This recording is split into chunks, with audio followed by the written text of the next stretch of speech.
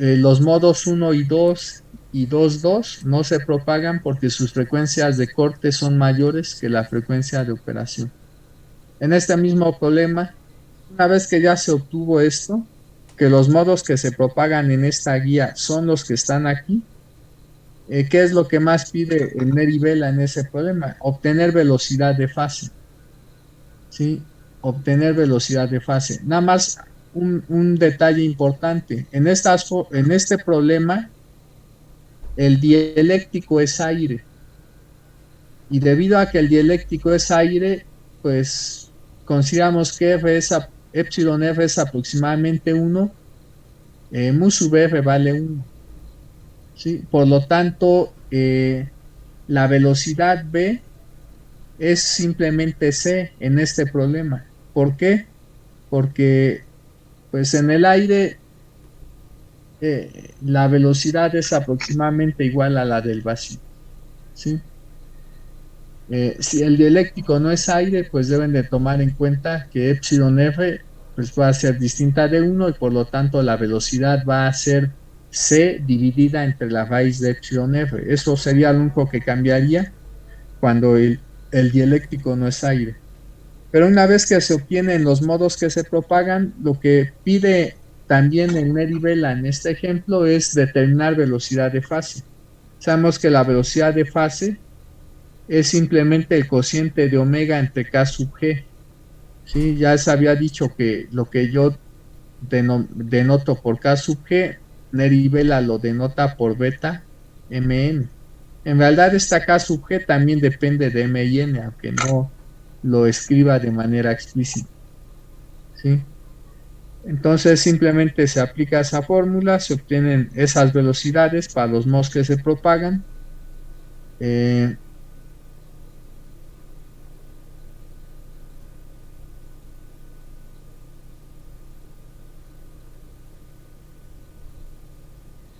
Está ahí repetido 2 veces el cálculo de la velocidad de fase. Después que pide también obtener lambda, pero la lambda en la guía sabemos que es 2pi entre K sub G, ¿sí? O 2pi entre la beta Mn. Entonces con esa fórmula que acabo de escribir obtiene las longitudes de onda, solo que aquí pues K sub G se sustituye por beta Mn porque esa es la notación que utiliza el Neri Vela. ¿Qué más pide obtener? Pide obtener las impedancias de los modos que se propagan. Entonces, para esto se utiliza esta fórmula que ya está escrita aquí. En la notación que yo utilicé, pues la Z de los modos transversales eléctricos es simplemente omega mu entre K sub G. ¿Sí? Entonces, lo único que cambia es un poco la notación, ¿sí? Pero ya mencioné en qué cambia la notación que yo uso y la notación que está utilizando aquí Nerivel. Por lo tanto, pues la solución para, bueno, la solución de este problema es muy simple. Con esa fórmula que borré, se obtienen las impedancias de los modos que se propagan en la guía. Y al final aquí ya viene una tabla en la que pues aparecen los resultados que se obtienen al resolver el problema. Les sugiero que revisen con calma esos ejemplos, pero que utilicen las fórmulas que vi en las notas. ¿Sí?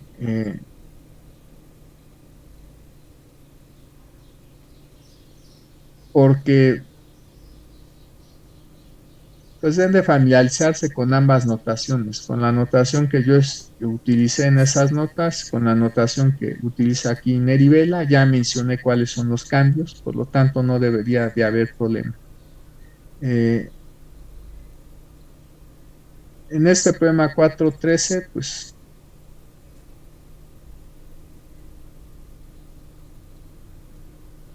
lo que pide obtener es la gráfica de la impedancia en función de la frecuencia. ¿sí? Entonces lo que se hace es obtener usando la fórmula para la impedancia de los modos TE10 y TE01, pues simplemente se grafica en función de la frecuencia. Aquí está la impedancia, ¿sí? Expresada como función de la frecuencia. Aquí la F no va a ser constante, se va a modificar. Simplemente hay que graficar esto como función de la frecuencia para los modos que ahí menciona, para los modos que TE10 y TE01. Entonces, sustituyendo aquí la frecuencia de corte de los modos, primero del 10, después del 01, pues lo único que teníamos que hacer es graficar eso. El resultado, pues es lo que está aquí. Bueno, ahí están las funciones que se tendrían que graficar. Ya les había mencionado esto que está aquí, ese símbolo es el símbolo para la impedancia eh, en el medio dieléctrico, considerando que fuera de extensión infinita. O sea, la eta es la raíz de mu entre epsilon, y la eta que aparece aquí. Esto se puede aproximar por el valor que se tiene en el vacío. En el vacío eso es aproximadamente la raíz de mu r entre epsilon r multiplicada por 120 pi. Bueno, ese resultado lo vieron en campos y ondas. Entonces, la gráfica es lo que está ahí. ¿Qué es lo que se observa? Que cuando la frecuencia de operación se aproxima a la frecuencia de corte, esas impedancias tienden a crecer muy rápido. Eso ya lo dice la fórmula que está ahí. Pero bueno, la gráfica también aporta esa misma información. También lo que se pide es obtener las velocidades de grupo de esos modos. ¿Sí? Ahí está. Pero dichas velocidades de grupo se están obteniendo para la frecuencia de operación de 4.5 GHz. ¿Por qué razón? Porque ya se asume que se tiene una onda que está compuesta por ondas de distinta frecuencia, pero su frecuencia central de operación, o más bien su frecuencia principal, es de 4.5 GHz. Aunque no se diga, ya debe de asumirse que esa señal es de banda angosta.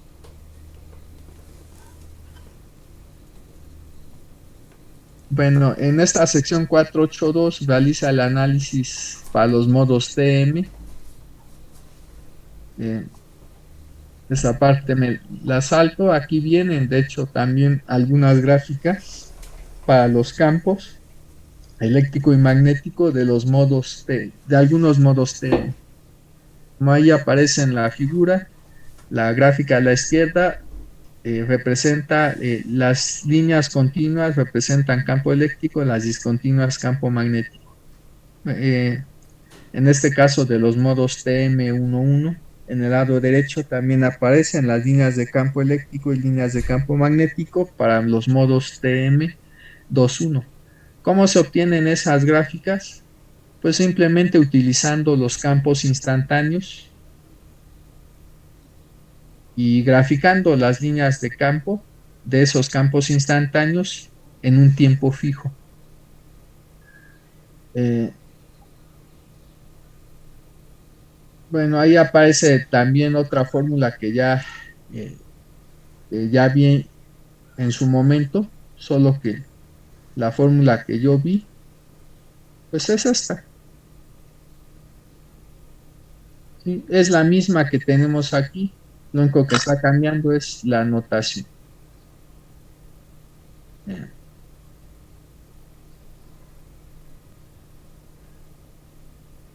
Igual aquí viene otro ejemplo, pero en este ejemplo lo que pide seguramente obtener, como ahí dice, las frecuencias de corte de los primeros 7 modos de propagación, ¿sí? que se propagan en esta guía.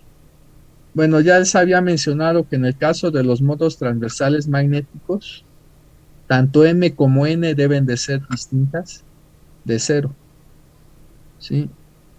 Eh, bueno, aquí está la solución del problema una vez que se resuelve, ¿sí? Eh, los primeros 7 modos de propagación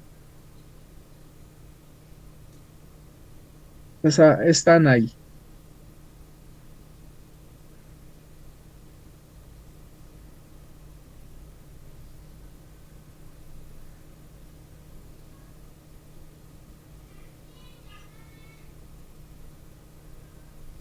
Bueno, en esta tabla aparece aquí una frecuencia de corte normalizada con relación a la frecuencia del modo fundamental. Simplemente si la frecuencia de corte del modo MN se divide entre la frecuencia de corte del modo 1,0, entonces este cociente se conoce como la frecuencia de corte normalizada, ¿sí? Con respecto a la frecuencia del modo fundamental. Bueno,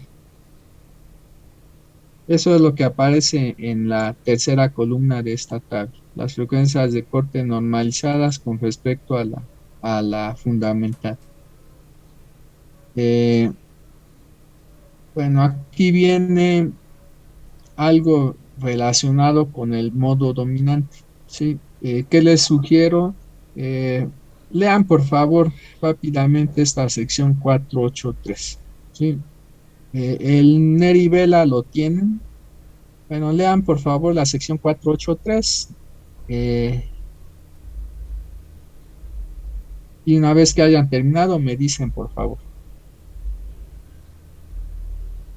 Eh, solamente llegan hasta acá, por favor, hasta la página que 294. Entonces lean por favor 293 y 294 únicamente. Una vez que hayan terminado me dicen.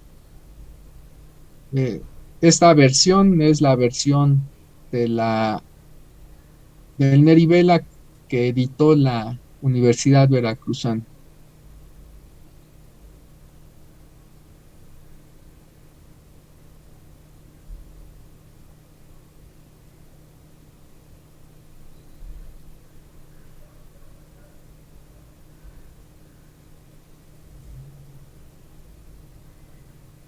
Bueno, entonces en 10 minutos continuamos.